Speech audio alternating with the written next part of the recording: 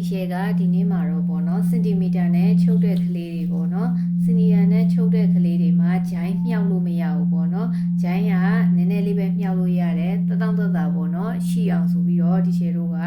ဒီပတ်တန်လေးကိုပေါ့နော်ဘယ်လိုပြန်ပြင်ရလဲဆိုတာလေးကိုပြပြပေးမယ်ပေါ့နော်အဲ့တော့ဒီရှယ်တို့ကဒီစင်တီမီတာနဲ့ချုပ်တဲ့ကလေးတွေဆိုလို့ရှိရင်ဒီပခုံးပေါ့နော်အင်ကြီးရဲ့ရှေ့ချမ်းပခုံးကဒီလိုမျိုးလေးအကြလေးပေါ့နော်နောက်ချမ်းပခုံးကတော့အတဲနီးပါးလေးတော့ဖြစ်တယ်အဲ့တော့ဒီ pattern လေးကိုဒီရှယ်တို့ကပြင်မယ်ဆိုလို့ရှိရင်ဂျိုင်းပေါ့နော်ဂျိုင်းကိုချုပ်တဲ့အခါကျလို့ရှိရင်ဒီရှယ်တို့ကလက်တိုင်ပေါ့နော်ဒီအင်ကြီးကိုယ်တယ်နဲ့တွဲမယ်အင်ကြီးလက်ကလက်တိုင်ကတူရမယ်ပေါ့နော်ခုလိုမျိုးလက်ဆွဲတဲ့အခါကျလို့ရှိရင်ဒီရှယ်တို့ကဒီမှာပေါ့နော်လက်တိုင်ဆိုတာရှိတယ်အဲ့ဒီလက်တိုင်ကတူတယ်ဆိုလို့ရှိရင်ဒီရှယ်တို့ကဂျိုင်းကပို့ပြီးတော့မြှောက်လို့ရတယ်ဟုတ်ပြီနော်အဲ့တော့ share အင်ကြီးတွေပါတယ်ဆိုလို့ရှိရင်ဒီရှယ်တို့ကလက်တိုင်ကဒီလိုတူလေးအဲ့ဆိုလို့ရှိရင် तू ကအင်ကြီးအပွားဖြစ်တဲ့အတွက်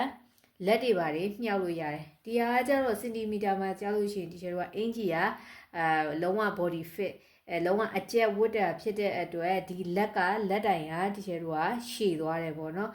လက်တိုင်ရှည်သွားတဲ့အခါကျဒီရှယ်တို့ကဒီအင်ကြီးကိုယ်တယ်နဲ့လာပြီးတော့တွဲတဲ့အခါကျလို့ရှိရင်ဒီနေရာစတွဲတဲ့အခါကျရင်လက်က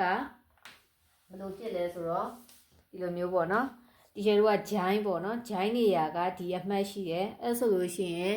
ဒီအမှတ်လေးနဲ့ဒါနဲ့ကိုဒီလိုမျိုးလေးတွဲလိုက်တာတွဲလိုက်တော့လက်ကလေးကအခုလိုမျိုးလေးမြှောက်လို့မရတော့ဘူးကျသွားတယ်ပေါ့နော်အဲ့တော့ဒီရှယ်တို့ကဒီလက်တိုင်ကို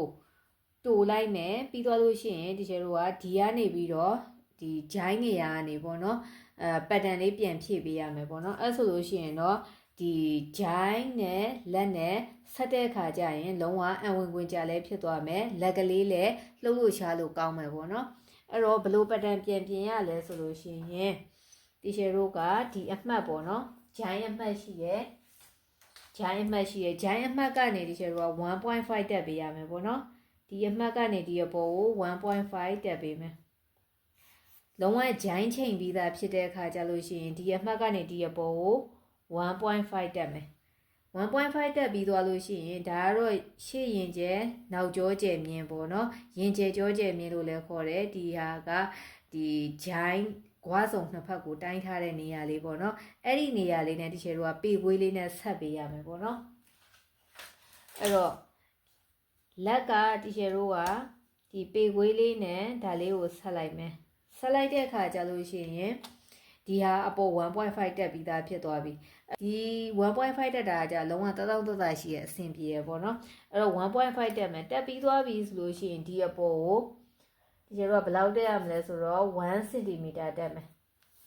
ဒီမှာ 1.5 တက်ပေမဲ့ဒီမှာ 1.5 လုံးမတက်နဲ့ပေါ့နော်ဒါကြီးကမြင်းဖြောင်းရင်ဖြစ်သွားတဲ့အခါကျလို့ရှိရင်လက်တက်လိုက်တဲ့အခါကျဒါကြီးကဒဲဖြစ်တဲ့အတွက်ဒီနာဖောင်းဖောင်းရင်ဖြစ်သွားတယ်ပေါ့နော်အဲ့တော့ဒီက 1.5 တက်မယ်ဒီကို1 cm တက်မယ်တက်ပြီးသွားရင်ဒီလိုမျိုးလေးဆက်လိုက်